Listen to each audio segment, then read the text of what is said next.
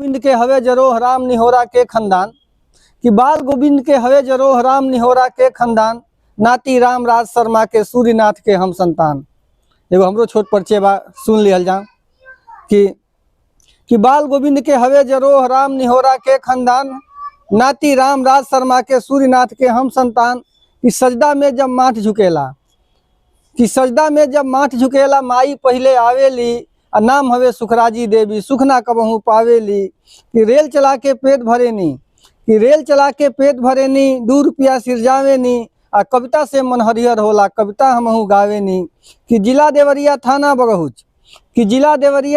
बगहुच नाम हवे तुरपट्टी जी आ बंजरिया शेखपुरा से बस कुछुए दिन में सटी जी। कि दूर दूर से तजिया आवे मुहर्रम की मेला में आ कबो कबो आपस में झगड़ा होला खेलम खेला में। कि गांव के पश्चिम टिकुली माई के स्थान पुराना हो आ शर्मा जी के चिमनी भैया दारू के कारखाना हो। कि शाम सवेरे मजमा लागे गांव की बहरी पुलनी पर आ रोजो भैया चर्चा होता नथिया टीका झुलनी पर। कि हमरो ब्याह भइल रूबी से हम मेहरारू छाप हई आ चेहरा पर मत जाई भैया 2 लइके के बाप हई।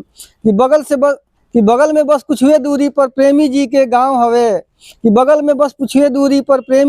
गांव हवे आ भोजपुरी साहित्य में जेकर दूर दूर ले नाम हवे। कि गांव की दक्षिण दुर्गा माई पूरब तेनुआ नाला बा आ लोहरा देख रेल चलावे भर गांव में हाला बा। कि 2 मंजिला घर बा खाली मकड़ी जाला बा आ देवरिया में बस गईनी हम गांव के घर में ताला बा। कि देवरिया में बस गईनी हम गांव के घर में ताला बा।